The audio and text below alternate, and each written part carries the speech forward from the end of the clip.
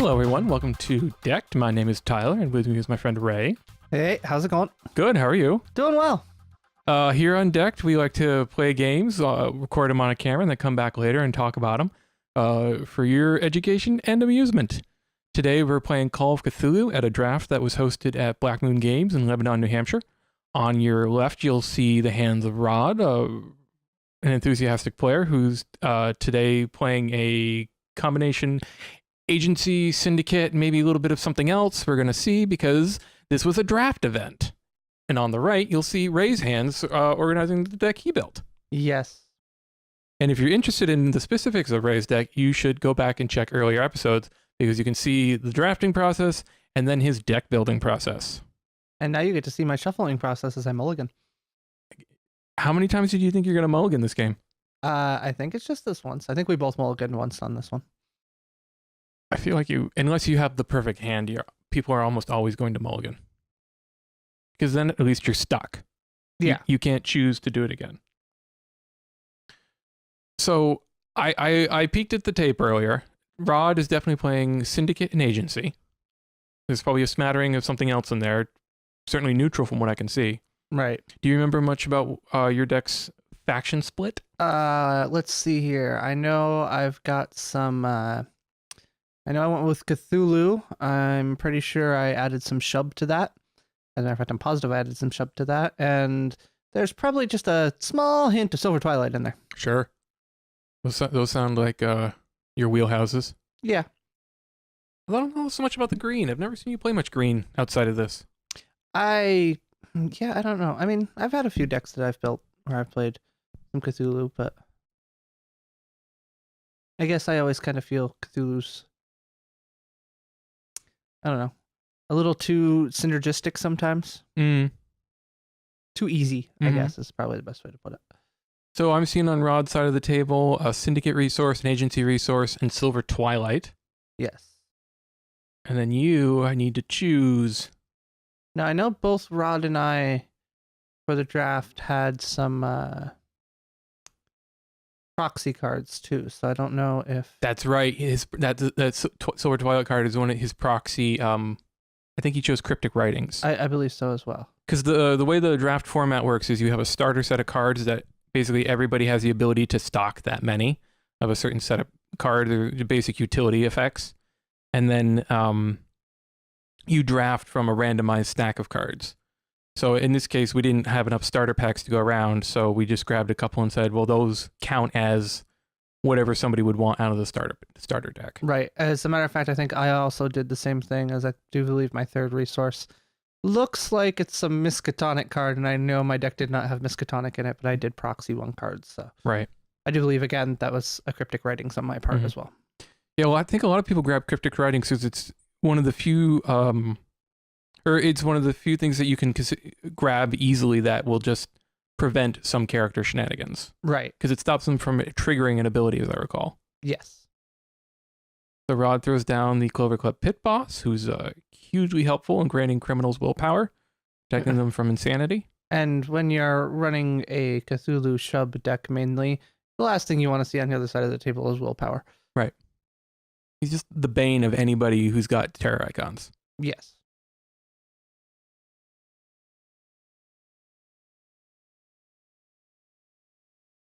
You have to be able to blink his text box somehow. Yeah. All right, that's a Seeker of Mysteries, I believe. I do believe so. That discounts the Ancient One? Yes. An Ancient One?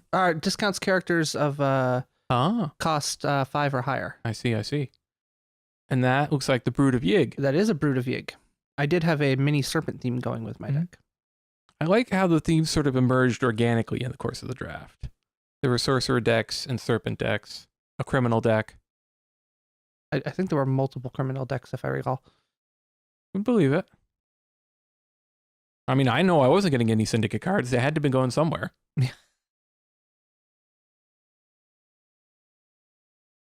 So you've got 2 down. Rod's considering his options. So when we look again at his resources, he's got a neutral Syndicate and a neutral, because I see another Silver Twilight. And then Agency and a neutral. A lot of neutrality.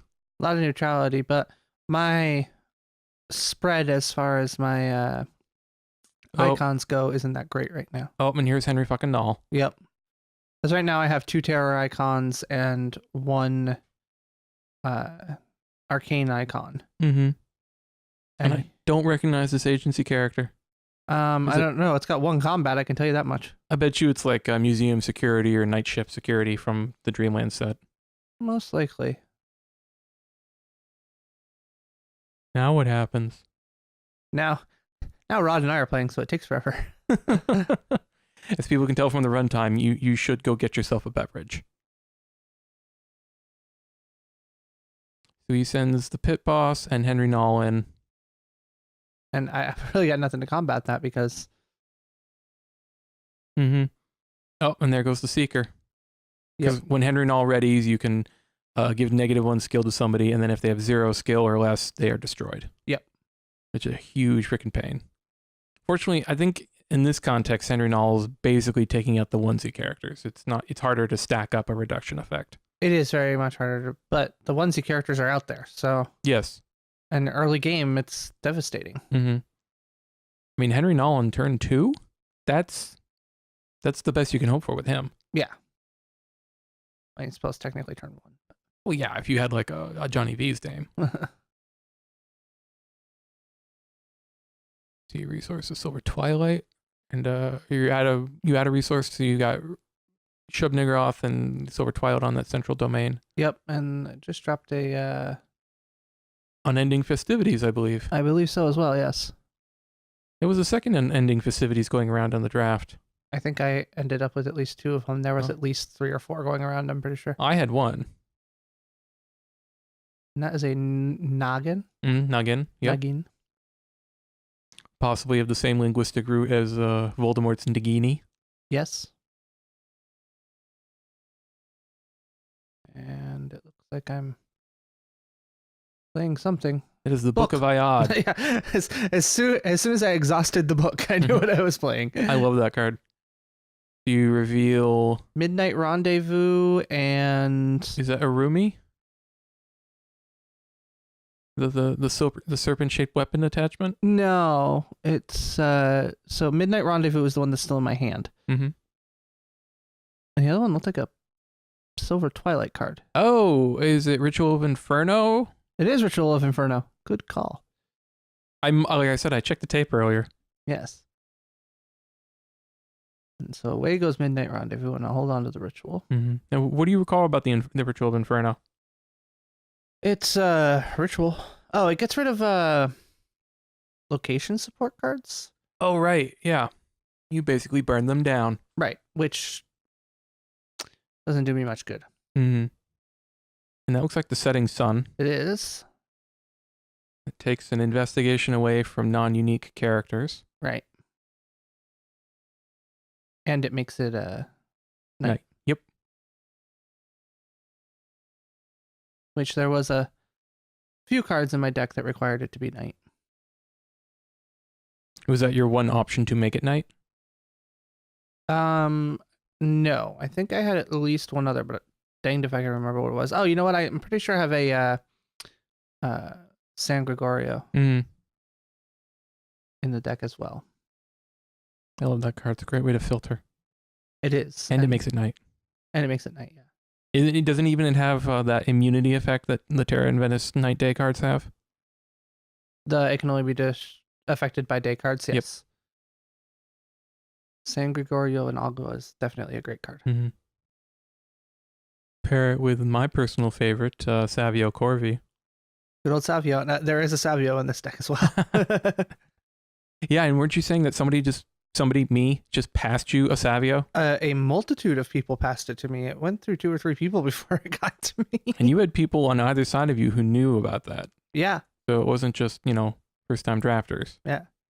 Actually, during the draft, Rod was sitting to my left and Tyler was on my right. Mm-hmm. And you were putting my top picks on top of the stack, as I recall. Yes, I was. I also started doing it with Rod, but Rod would shuffle when he saw it, so I wouldn't know if he was taking the card or not, but it was fairly obvious because he wasn't shuffling when I wasn't stacking it, so... Rod Resources and Agency, I believe. Looks it. Yep. Yeah, and he's going for the 1-3-2, it looks like. Yeah.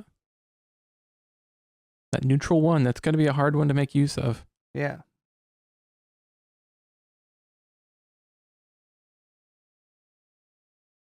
He's drained the domain.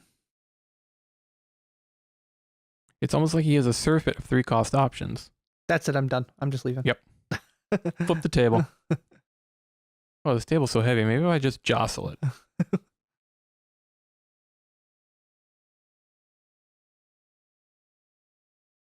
I'm calling it a substitute. I need a judge's ruling. Judge's ruling. This tournament has no judges.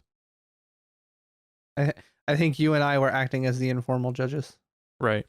I mean, my ability to judge is basically based on, I think someone on the forum said this once. Yeah, that's pretty much what mine is too. Because who's going to internalize that FAQ?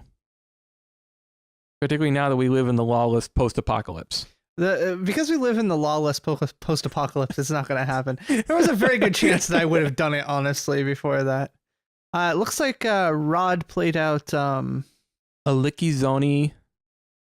I can't pronounce her third name, but yeah, it's a 3-name character. Yes.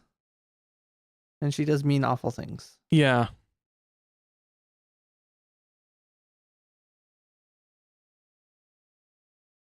He's going back to that center story. Yes, he is. And he just gave my brood -1 on his skill, and then he just... what's the neutral card that's in the thing that gives minus skill? What? The neutral card that's in the preset packs that we get that negates, that gives a character like -2 skill and faint? Faint, yes. And then he fainted it to get rid of it. There was a lot of fainting happening that day. Yes, there was a lot of fainting. It's coincidentally enough one of the cards I didn't put in mine, but he just Henry Nold and fainted to get rid of my... Mm-hmm. So Alikizani, Uperatria, after that character exhausts to commit to a story, choose and drain a domain. Gotcha. So as long as he can keep sending her in, he can be tamping down Ray's ability to do things. That's the Ritual of the Inferno coming out in the table. It's an awfully narrow card, unfortunately. It is, and I thought it was going to be... In our current meta, it probably would have been very helpful, but in the draft, it didn't pan out. There weren't a lot of locations in the draft. You just want to blow up the festival. That's what I'm hearing. Yeah, exactly. I just want to blow up the festival. Because, coincidentally enough, like the Setting Sun and those cards are environments. They're not locations, so they don't get affected by the Ritual of the... Yeah, that would be a weird disconnect in my mind if we have all these things that are just sort of an ambiance or suddenly like, it's a place. Yeah.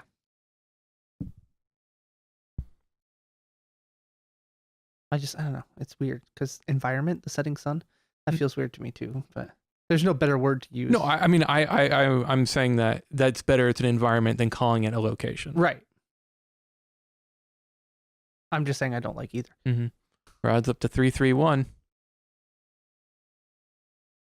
Interesting resource curve. Clover Club Torch Singer. Yep. More skill reduction to pair with Henry Null. And a Carnival Sentinel. Mm-hmm. Who gets different icons based on night or day, so it's actually getting an effect right now. Right. Also gains different, not only gains different icons, but gains toughness one way and willpower the other, I believe. Mm-hmm. That sounds about right. I'm willing to bet at night it gets toughness. That's my guess. I think so. During the day it gains willpower. I should know I have a deck that utilizes it. And the stopwatch. I feel like you have a deck that utilizes just about everything. That's not true.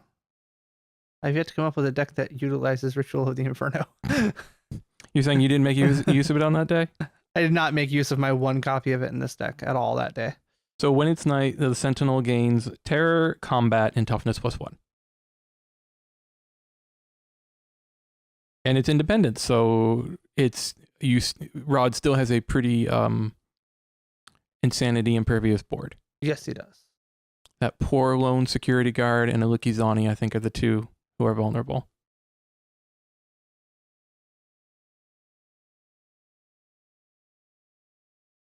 And it doesn't matter because with Noel and the Torch Singer, he just took out my last remaining character. Yeah, And won a story in the process. that's rough. Yes.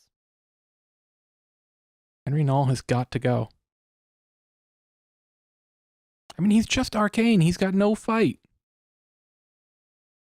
You know, if we ever come up with our own draft cube, Henry Knoll's not in it. Agreed. I feel like any character whose name we've appended fucking or goddamn into should not be in the cube. I was just about to say neither are either Carl Stanfords. Well, I feel like green Carl Stanford would be okay because he's so cultist dependent, and in a draft, you can't rely on that. But he's like 3-cost invulnerable. Invulnerable may win drafts.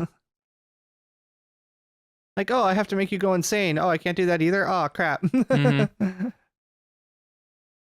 I blank your text box? Sure, but I can also blank Henry Knoll's text box. Oh, and there's Savio. There's Savio and a Dreamlands Wanderer. Mm-hmm.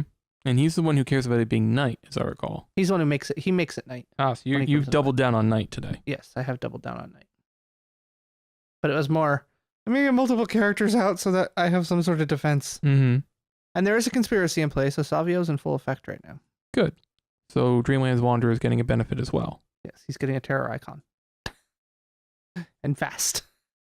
Fast wins ties. You can't argue with fast. You can't argue with fast. Unfortunately, fast does not mean terror beats out willpower. Mm-hmm. That first turn pit boss was just brutal. That just shuts down everything. Yeah. Because a lot of my deck really needed people to be afraid and running. Like, I wasn't dependent. It wasn't like Hastor Levion levels of dependency on people being insane, but it definitely was a, if I can turn people insane, it lets me have the edge. So I've always thought, but it always bothered me that willpower was so prevalent, Yeah. I guess. Is that, like, I don't mind a single character having willpower. I don't like when there's blanket willpower effects. Mm-hmm. Or even temporarily granting it to one or two. Yeah. But that just blanket, this one person's giving it and it's hard to drive them insane. Yeah. It's like, oh, all criminals get this, and I'm not a criminal, but you're not going to drive me insane because I also have to. And I guess I wouldn't mind it so much if invulnerability showed up as much as willpower, but it doesn't. Mm-hmm. Well, part of the thing about invulnerability is that it's really hard to take a character out of play. At least with insanity, Right. they're only temporarily out of play. Right. But I think that was one of the long-standing points of contention in the game was given the source material, being driven insane was fairly difficult. Yes. Being driven insane was next to impossible most of the time. Mm-hmm. Now, how do you feel about a blanket terror icon? Like in the case of Savio. Like the case of Savio. I guess you have to work for that more. Like in the case of Savio, you had to work for it more than the pit boss. And I guess I feel that the human factions were given much better ways to target damage than the Mythos factions were. Mm-hmm. So, like, yeah, all right. Mythos versus Mythos, Savio would be a problem. And, honestly, I'm kind of against that too, I suppose. But at the same time, if you're doing Mythos versus Mythos, there's already a ton of... it's not like Savio giving everybody terror icons was shutting down the human factions. If you gave everybody invulnerability, then that becomes a problem, because then the human factions rely a lot on combat. Whereas the human factions where you go, okay, a ton of people have willpower all of a sudden, all explorers or all criminals or whatever have willpower, you've shut out 4 factions for all practical purposes. Well, 3. Yogg-Sothoth doesn't really rely on terror that much. But I think even willpower is granting explorers granting willpower is okay because there's relatively few of them in the game. There are relatively few. There have been criminals since the beginning, and there's always more. That's true. the explorers, it's a very good point. There aren't a lot of explorers. However, the explorer deck was something to behold. Yes. And I think they did a good job of only improving, or maybe not only always improving, but certainly making explorers that you wanted to include if you could. Yes, exactly. I know, looking at what I know of decks that won the world championships and stuff like that, you either had to be playing a human or a non-mythos faction, or you had to be doing some sort of broken combo in a mythos faction. My recollection is it seemed to vary a lot from year to year, or at least there was always a consistent perception of these are the decks that always win, and it was definitely speed related. Right, speed was definitely a case. But I just feel like it was like, all right, so we're going to deck you, the Yithian decks and stuff like that that were hugely popular there for a while. Or I've got to do, the Explorer deck obviously did really well for a while there. Yeah, when the Seeker's box came out, there was no other box like it. It was a major change in what a faction could do. And even I do believe somebody won with a mono silver Twilight at some point in time. I can't say one way or the other. Yeah. Or at the very least, very close to. Somebody did really well with a mono silver Twilight. Let me put it that way. Mm-hmm. That I can say with certainty. Mm-hmm. Or you had to break cards and shub. Nobody was winning with Cthulhu. No, nobody was winning with Cthulhu, but I think the received... And has store.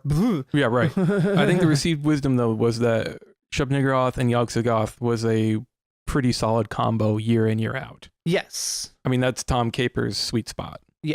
He would always go back to that. Oh, by the way, there's a game going on. So, all right. I just used... Burrowing Beneath? Burrowing Beneath to destroy my Ritual of the Inferno to get out my... Nagin? Yes, Noggin, who has some sort of ability that triggers. Right, it probably when support's destroyed or something. Yeah, something like that.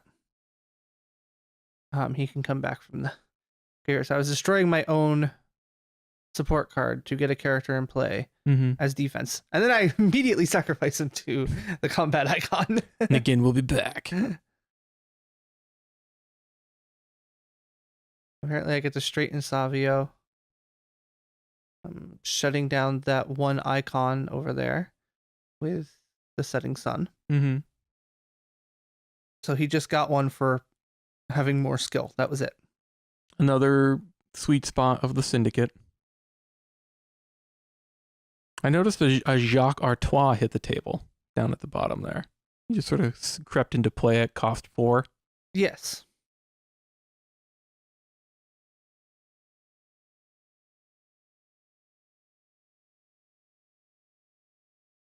Did he creep into play, or is that... No, he did creep into play. I think he should have when we were burbling about willpower. I was thinking he might have been in the graveyard. That could have been a... I think he was played, because there was definitely... There's a 4-cost domain over there. Right. Oh, I used a... was that Harvesting Migo? Take a card and put it on a domain. Mm-hmm. Mm-hmm. Which then got me my High Wizard of the Order. Nice. High Wizard of the Order is a slightly costlier Jeffrey Farrington. Yes. Lets you send a character back to hand. Someone going to go away? Presumably something's going to go away. What's going to go away, I don't know.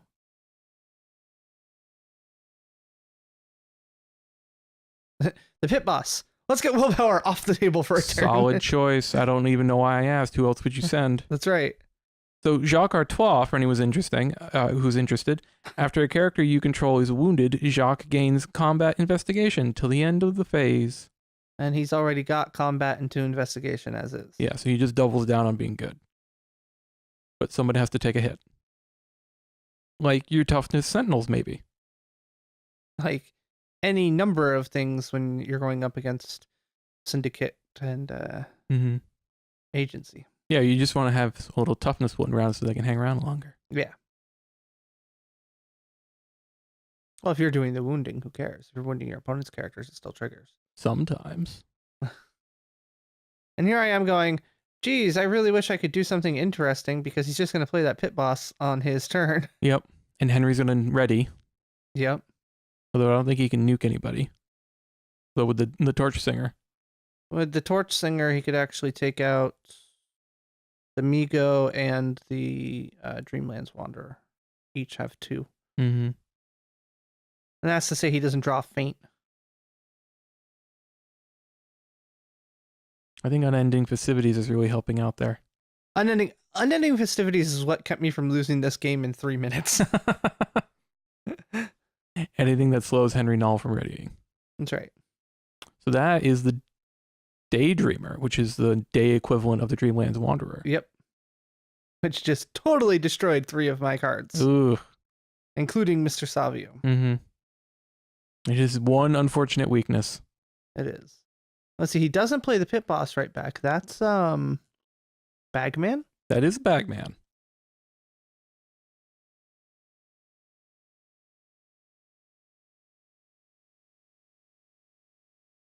I always think of him as Ryan Dean from Arkham Horror. The great part about them recycling all of the artwork. Mm-hmm. Like even the unique characters are somebody in Arkham Horror. The Bagman has combat, investigation, 2 skill, and is fast. Got rid of my character that was giving everybody fast and played his own character that was fast. Mm-hmm. Fast is pretty good. I always discount fast when I shouldn't. Either I forget it's there, or I'm not considering it as a keyword when I'm deck building. I just feel like there should have been more cards with fast. Yeah, I feel like there's way too much willpower and not enough fast. Yes. Fast you can contend with, you just need more. Yeah. Willpower's just like, nah. Yeah. Willpower shuts down an entire icon. Mm-hmm. Until we started getting all the Haster cards like, ignore willpower. Right, which was great, except for the fact that they were like, we're going to release this, and then boom. Yeah, thanks, guys. See you later. Would you care to try Game of Thrones? Yeah. Come play one of our other great Fantasy Flight games. Mm-hmm. We just bought one from a different company. Maybe you'd like that. Yeah.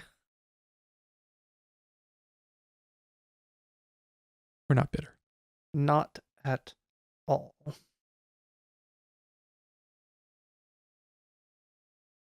What is he doing with a licky? I was going to start that writing letter campaign to tell them to bring it back. I haven't done that yet. I should start that up. Yeah, any minute now. That's going to turn it all around. The biggest problem with that is the cost of stamps, man. Mm-hmm. Stamps are expensive. Although they went down in price, so. Which amazed me. So Rod sends in a licky and 2 Syndicate backups to keep placing more tokens on that central story, which I believe is the Kingsport story, which lets you search for a day or night card. That would make sense based on what that picture looks like. That's the Kingsport head. That ridiculously improbable outcropping of rock. Right.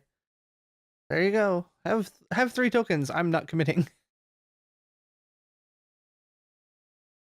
Those are hard to let pass by because all he has to do is win an investigation struggle at that point. Yeah.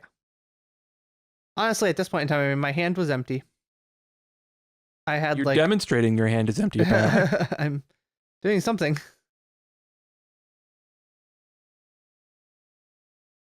Certainly the well-trod path from your play area to the discard pile. Yes. Yeah, they just go like that, one by one. Sometimes in groups. All you have is a crab monster from Pluto and a guy in a bathrobe. Yeah. And a snake. I hate snakes, Jock. That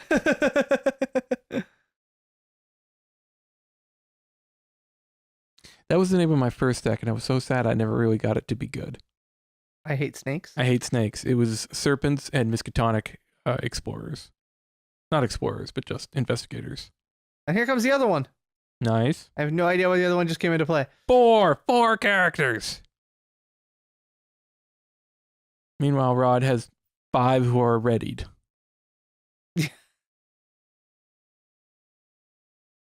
And I got terror. Sure. In combat, I got an investigation icon. I can't see if the pit boss is still down. The pit boss is not. He didn't replay it. Oh, interesting choice. He played the Bagman instead. Mm-hmm.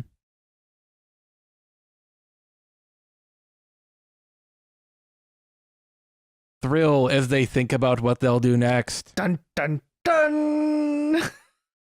Ray and Rod are kind of notorious for being the too long players. When the two of them get together, it really adds up. We both need to build stall decks and play against each other. No, you do not. Doesn't have to be on camera.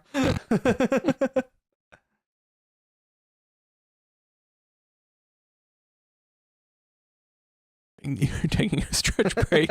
I am. But both of you are taking a stretch break. Everybody else has moved on to playing for fun games. And you two are having a stretch break. Oh, come on. There is no way everybody else is at fun games yet. It's only been a half hour. After half an hour, I believe all the other games had wrapped. At least once. At least once. We actually just played round robin while you guys played.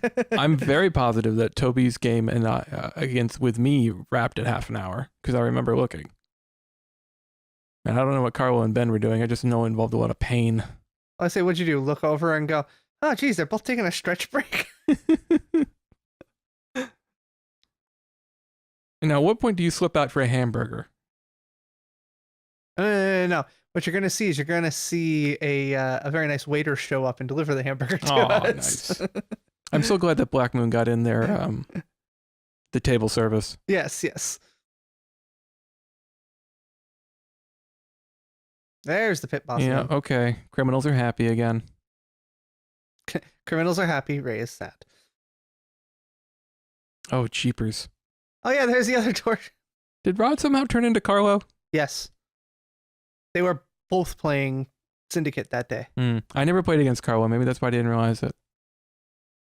That's, I did. I'm sure. I think I went from here to Carlo.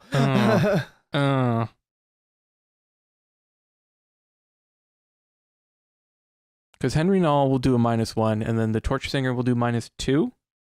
-1 as well. Okay. Is it paid 2 to get 1 with the Torch Singer then? No, I do believe the Torch Singer is just one blanket. I think the one you're thinking of is the Bouncer, who's paid 2 to get, or who's paid 1 to get 2, I think. Mm-hmm. If you can vamp a little bit. Sure. Rod is, of course, going to sit here and think about what he's doing. This is a tough board. I mean, there's a lot of arcane. I've actually got some skill over there. The High Wizard has got 4 skill. Mm-hmm. That's healthy. That's right. Everybody else is 2? 2, 4, 2, yes. So the Clover Club Torch Singer, pay 1, -2 skill. Oh. Maybe I have it the other way around then. Maybe the Bouncer's just... The Bouncer, I think, is exhaust. Maybe it's pay 2 and exhaust. I think the Bouncer's just... One of them is just exhaust to get rid of, like, 1 or something like that. Mm-hmm. Oh, here goes Rod. He's coming in with 3. I see Bagman, a Sentinel, and the Pit Boss. Yep. Clover Club Bouncer exhausts the Bouncer to give -1 skill. There we go. Oh, no, now we're gonna... He's paired it back. The forecast guy is just hanging out in the corner here. Maybe it is dead. Just not doing anything. I'm like, what is going on over here? Problem is I got rid of like none of Rod's cards, so I can't tell. I mean, there's a small stack of cards I can see just off the corner of the screen. Mm-hmm. Oh, no. He's remembered. He's remembered. Wait, I have this character. Mm-hmm. This is what I'm doing. I'm going after 2 stories. Mm-hmm. Wow. So it is day at the moment. So the Sentinel is getting Arcane, Investigation, and Willpower. Willpower, yeah. Because that's what he needed, more willpower over there. Mm-hmm, mm-hmm. Well, the Sentinel's independent. It's not benefiting. This is true. It has to be even. Everyone has to get willpower. You're going to send 2 again against possibly the worst of the worst. 3 skulls, 4 skulls, an investigation icon. You've got 2 terror and 2 books. Yes, I'm letting you win that story, Rod. Mm-hmm. And is he going to go search for a day or a night card?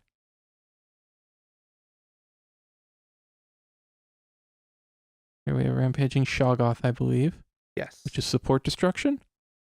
Can destroy support cards? I think so. I drove a character insane. Well done, well done. He'll just add it to his pile of never to be readied characters. Yes. So did you both forget Unending Festivities were there, or Rod just opted not to go after it and you were thankful? Rod opted not to go after it, and I was thankful, actually. Mm-hmm. Because, I mean, we're both playing like it's there.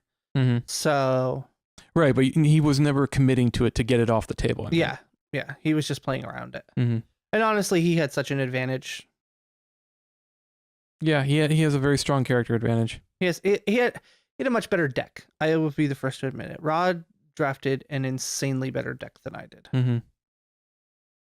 I know when I played against him, it really felt like just a rear guard action from the jump. Yeah. Like, how long can I make this last? That's exactly what's going on here, is me making this last as long as possible. I think there's a possibility that after the game I pointed out to him that he could have won it earlier, but... And Ron was like, I was just having fun. Yeah, well, I wasn't sure what you had in your hand. I'm like, I didn't have anything in my hand. I didn't have cards. I was looking over video from another series of games that were played recently, and there was one game I had with Rod where it was like, I think I know what's in your hand. I'm gonna write it down, and we'll talk about it later, because it was the one card I had to worry about to wrap the game up. Right. Midnight Rendezvous has come down. What does that do? Tell me. I think it makes it night. Oh, is that it? Is that it? It does. I also think it limits what you can do for... That's a pole man I just played. I believe it limits what you can do for investigation icons at that story as well. It's an environment support card. Attaches to a story. Makes it night. Investigation struggles do not resolve. And I swear the only reason I think I know that is because I have like 9 million copies of it because I keep ending up with them in drafts. Right. It's another one of those cards where they decided, well, no one ever plays this card. Let's insert it into the draft. I'm going to start when we build our own draft cube or whatever. It's just going to be Midnight Rendezvous and nothing else. That does not sound like a productive game. Midnight Rendezvous, one of each Carl Stanford and a Henry Knoll.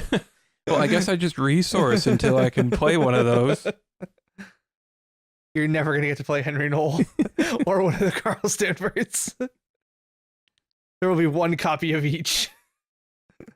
And the rules of the game require they be stacked on the bottom of the deck. Exactly. You will have access to the neutral cards that everybody has access to, though. I'm going to win with Dreamland's Wanderer. I would love to see the game where Dreamland's Wanderer is just the MVP. I don't recall. Was that a challenge? It was a challenge. Consider it that your challenge. I want a Dreamer deck where the Wanderer is the MVP. And he has to jump into play. And he has to... he jumps into play, dies a lot. I know. I have to get him to jump into play and get back out of the graveyard. Mm-hmm. Back into my hand. Notice that the Wanderer is one of the jumpers that was not restricted. This is true. Him and the Daydreamer. Yep, the Daydreamer, the Cats of Ulthar. They're all Dreamlands cards. Cats of Ulthar. And Dirk Sharp, but nobody likes Dirk Sharp for some reason. There's a lot of dogs and hounds and various things like that in the game. There are very few cats. There's only one cat, and it is the Cats of Ulthar. Yep. I don't think there's even a Bast card. No? So is that O'Banion's Ledger? Yes. I believe so. On the Bagman. Sure. Who else is going to be carrying that thing around? Torch Singer. She doesn't carry things. Carnival Sentinel. I don't know if either of those torch singers have been readied since they exhausted the first time. I don't know.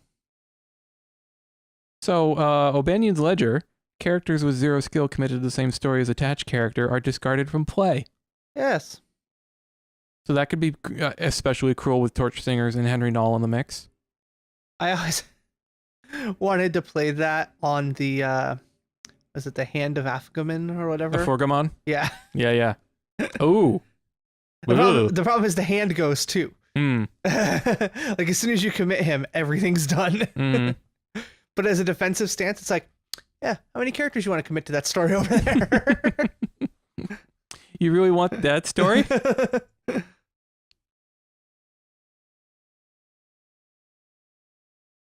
You'd really have to do something where you're forcing players to commit characters to stories somehow. Oh, you have to commit these characters and Right. do it that way. Yeah, forced commitment is not common. Right. Trust me, I've tried to make it work a couple times. It just wasn't happening. Mm-hmm. So to any of our viewers out there, if you want to make a deck and show it to me and show how that works so wonderfully, then I am more than willing to check that out. Leave your deck list in the comments. Yes, definitely. Leave your deck list in the comments because I would like to see that. We did have a viewer recently who left some interesting lists in the comments. I think it was mainly about drafting. Oh. I have not looked through our comments recently, so. I recommend everybody leave some comments so that Ray has something to go look through. Yes. Leave lots of comments. Who? Henry Knoll. I think that was Henry. I see a Dreamlands Wanderer in his hand now. I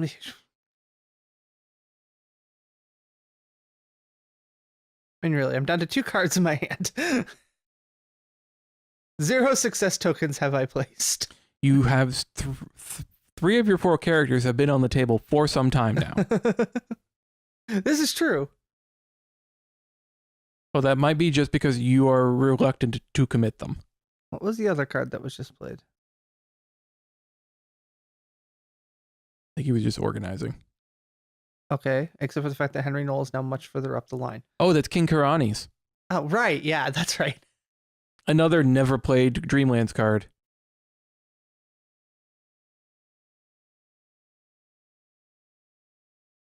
See, that's why I played in my and what was that? Well, it looks like it's attaching to a story, so it's probably an environment. It's blue. No, he's not attaching it to the story. He was putting it there so I could read it. Oh. It was a tactic of some sort, I think. That's why I play Good Guy Greg.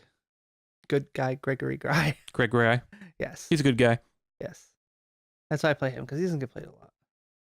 So King Karani's, after you succeed at a story to which Karani's was committed, choose a Dreamland support card controlled by an opponent and take control of that card.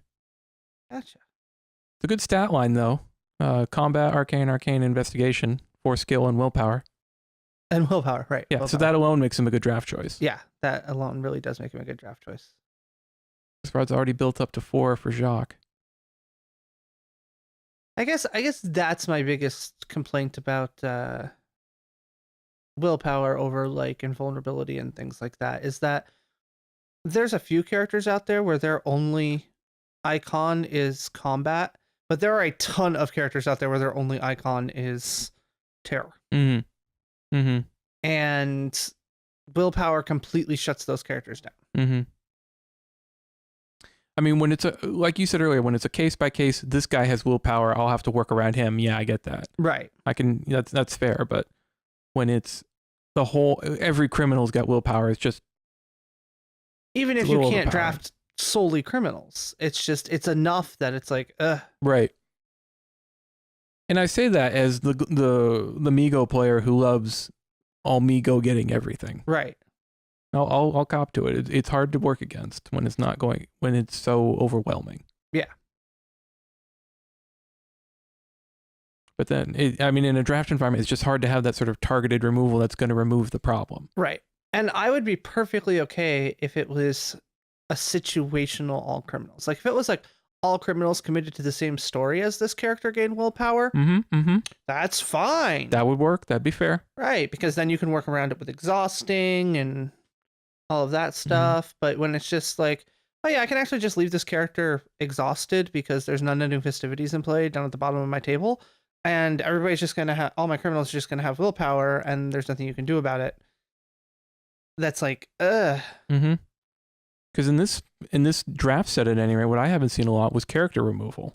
No, there isn't. There's no pushed into beyond. Yeah, there's very little character removal. There's very little. I mean, unless you want to jump through hoops, so to speak, in the Henry Knowles sense, you can remove characters that way. But it's really, you're right. There's no pushed. There's no real. It's not like there's plague stones running around where you're gonna be able to clear the board. And it's funny, you think Dimensional Rift would have made a reappearance in the draft. Yeah. Because I think it's a costlier, more fair Plague Stone. Plague Stone is just cheap enough to be a little unfair. Yeah, just cheap enough to be a little unfair. I mean, it does have the play it and you have to activate it. Right, but Dimensional Rift has the same mechanic. Right. Play for 4, pay for 3. Right. And it doesn't recycle. That's the Keeper of the Silver Path, or something along those lines. And Padma. Oh, yeah. I actually did have a game where I got Padma out first turn. I did Seeker and Disguised Threat, and I don't know, there was a bunch of stuff I was doing. I managed to get Padma out first turn. She was actually the only character in my deck that was discounted by the Seeker of Mysteries. She was the only one that cost 5 or more. So he just resourced his second Herman Mulder, I believe. I believe so as well. And you're just sort of inviting him to land one straight on the chin, I think. Yeah, it was either that or I was indicating how the rudder on a boat works. I wish I had a rudder at this point. I just straighten this out. I'm a fish. What do you call a fish with no eyes? A no-eyed fish? Psh. That was horrible, folks. Wow. Was that horrible? We have to get through this game. We've committed to commentating on this game. I apologize to anyone still listening at this point in time. This is turning into the Pistol Shrimps radio of Call of Cthulhu. I mean, how many different ways can you say Rod's characters are beating me down?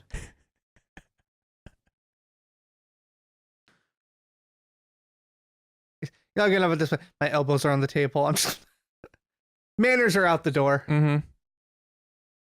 That's it. I'm gonna throw everything at this one story. I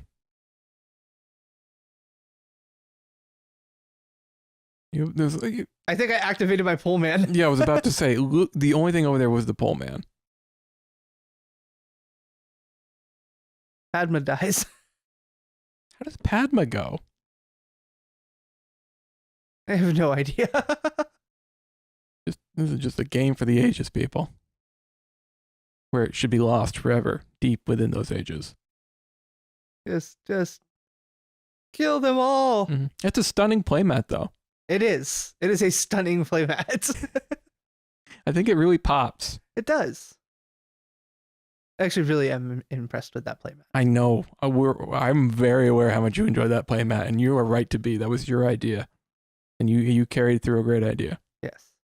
And much props go out to my friend who did the background artwork for that. So. I love how she took a simple line drawing and just built the scene around it. Yes, she did a wonderful job. So another Midnight Rendezvous. Yep. I'm just going to play everything out this turn. Terrors in the Dark. Terrors in the Dark. Let's start milling cards. Let's do this. I'm going to win now. You've got 2 stories in the bank. 4 success tokens on another story. And I'm going to win by milling you.